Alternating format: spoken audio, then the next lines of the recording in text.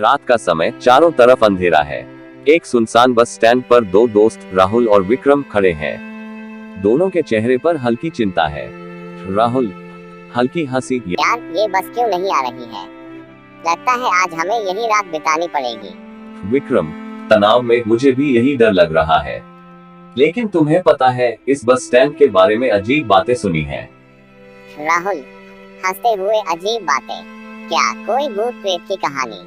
विक्रम धीरे से, हाँ कुछ ऐसा ही सुना है। इस बस स्टैंड पर एक चुड़ैल का साया है। जो भी देर रात यहाँ अकेला होता है, उसे ये चुड़ैल अपने साथ ले जाती है। राहुल मजाक उड़ाते हुए, अच्छा और ये चुड़ैल कैसी दिखती है? घोड़े पर आती है या झाड़ू पर उड़कर? विक्रम गंभीरता से, मजाक मत करो राहुल। कुछ लोगों ने बताया है कि वो एक सफेद साड़ी पहने होती है, उसके लंबे बाल चेहरे पर गिरते रहते हैं। उसकी आंखें बिल्कुल लाल होती हैं, जैसे आग की लपटें। राहुल हंसी रोकते हुए, और क्या वो अपने लंबे नाखूनों से लोगों को डराती है? विक्रम नर्वस होकर, राहुल सच में? मैंने खुद किसी को नहीं देखा, लेकिन ये सब बातें सुनने के बाद मुझे सच में डर लगने लगा है। राहुल थोड़ा संजीदा होकर, अच्छा ठीक है, मान लिया। लेकिन सच में अगर कोई चुड़ैल आ गई तो हम क्या करेंगे? तभी हवा में हल्की सी सरसराहट होती है और राहुल और विक्रम दोनों चौंक जाते हैं। विक्रम आवाज धीमी करते हुए, राहुल ये आवाज कैसी थी? क्या सच में कुछ है? राहुल धीरे से, शायद बस आने वाली होगी, या फिर मजाक में चुड़ैल। दोनों एक पल के लिए चुप हो जाते हैं। चारों तरफ का माहौल अचानक और भी डरावना हो जाता है।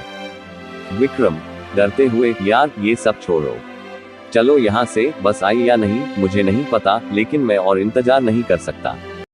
राहुल राहत की सांस लेते हुए, ठीक है चलो, लेकिन यार कभी कभी डर में भी मजा आता है ना? दोनों जल्दी से वहाँ से चल पड़ते हैं, लेकिन बस स्टैंड के पीछे से कोई साया धीरे धीरे उभरता है, उनकी बातों की सच्चाई का एहसास दिलाते हुए।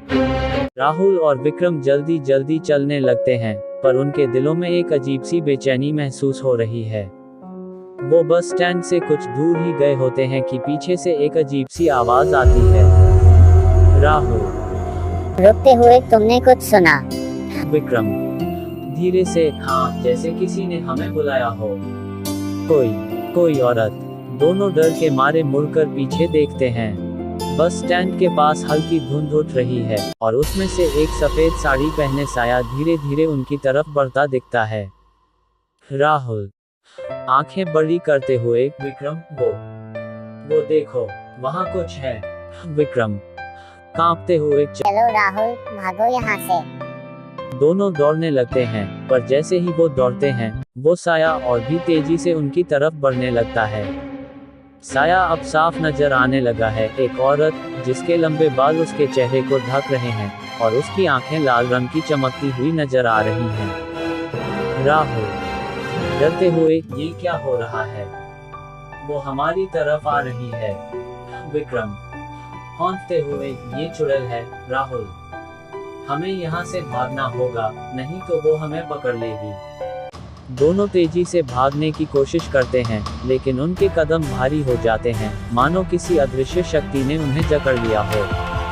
साया अब और भी नजदीक आ गया है, उसकी खौफनाक हंसी पूरे माहौल को भयभीत कर देती है। चुड़ैल भयावह आवाज में, रुको, कहाँ भाग रहे हो? तुम मुझसे नहीं बच सकते। नहीं, हमें छोड़ दो, हमें माफ कर दो। राहुल की सांसें भारी होने लगती हैं, उसके चेहरे पर पसीना छलक रहा है। विक्रम की आंखें बंद हो जाती हैं और वो जमीन पर गिरने ही वाला होता है कि अचानक एक जोरदार हॉर्न की आवाज सुनाई देती है।